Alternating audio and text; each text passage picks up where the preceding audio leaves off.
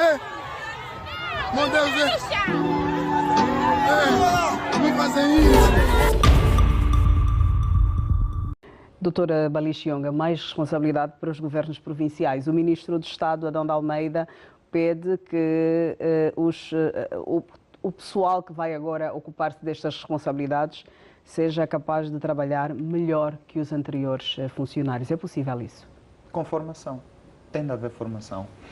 E existe uma escola da administração do Estado que penso que mantém essa responsabilidade de formar os gestores públicos, aqueles que trabalham nas administrações e, portanto, tem de incrementar formações, ou seja, temos de pedir às pessoas aquilo que realmente demos, para que eles possam, então, desempenhar o seu trabalho bem. Mas eu penso que é uma notícia interessante, porque na surdina, e como deve ser, o Executivo está a trabalhar na concretização do poder local. O que é que estamos a falar? Nós estamos a falar de desconcentração e estamos a falar de descentralização. São dois documentos, o Decreto Presidencial 2018 de janeiro e depois o 105/19. O que é que eu quero dizer, Leda? Por exemplo, uma das reclamações, e aqui muito colocadas pelo meu amigo Paquis, é a questão da dificuldade que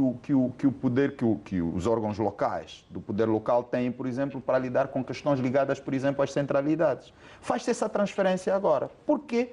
Porque são os governos provinciais que têm maior proximidade com estes locais, com essas infraestruturas. Então, vão ganhando poder para fazer isso. Volto a dizer, nós não podemos pedir às pessoas aquilo que nós não demos. E, portanto, é preciso formação, porque por osmose não vai acontecer. Ou seja, eles não vão ser melhores só porque, a partir de agora, tomaram a responsabilidade do bem. Não têm que ser treinados para isso. Pois, Leda, estamos mesmo a falar de números significativos. Por exemplo, 250 termos de transferência. Estamos a falar de muito poder transferido. Nós estamos a falar de mais de 3.092 termos de transferências dos governos provinciais para os municipais. Então, nós estamos mesmo a falar de um executivo que pensou na questão das autarquias e está a fazer naquele slogan que está a falar e está a fazer. Vem a terceira parte que está a mostrar.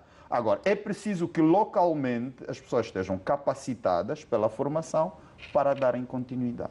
Doutor Albino Paquis, vêm mais responsabilidades, mas vem também a oportunidade de se ter estes serviços mais próximos do cidadão.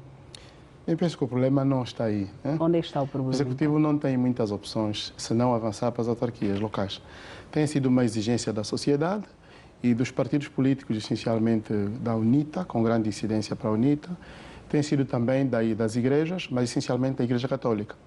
Ou seja, o processo de desconcentração e descentralização leva o poder para os municípios, para que os próprios municípios possam, de facto, decidir o que é que deverão fazer.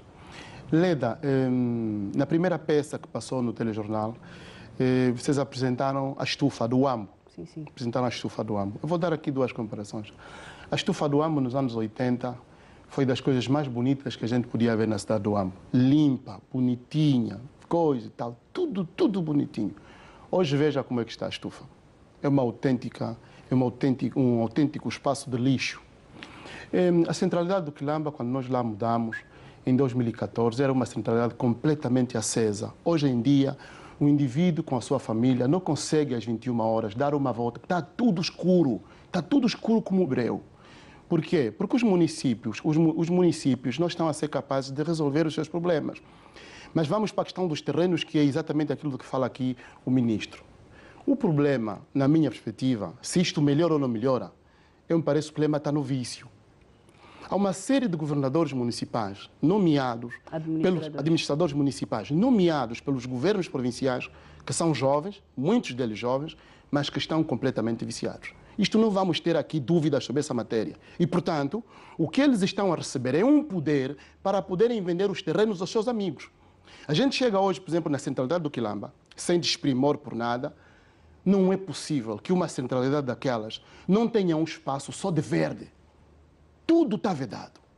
Quer dizer que tudo agora é só mesmo casa. Ninguém pensa no jardim, ninguém pensa em espaço verde, ninguém pensa numa coisa destas. Agora, eu entendo que sim, deve-se fazer esta transferência, Mas o pior problema está na competência. As pessoas são realmente competentes, que estão à frente dessas administrações, com todo o respeito que eu tenho pelos administradores que fazem o seu trabalho, são realmente competentes. Como é que se pode deixar que uma estufa no Ambo chegue naquele ponto? Como? Como é que se pode deixar que um quilamba chegue naquela escuridão? Como? Agora, mais poder significa mais competência? Não. Estou de acordo com o que diz o Dr. Bali, que haja formação. Mas é preciso aqui que nós partamos muito rapidamente para algo que pode salvar esse país, que são as autarquias locais.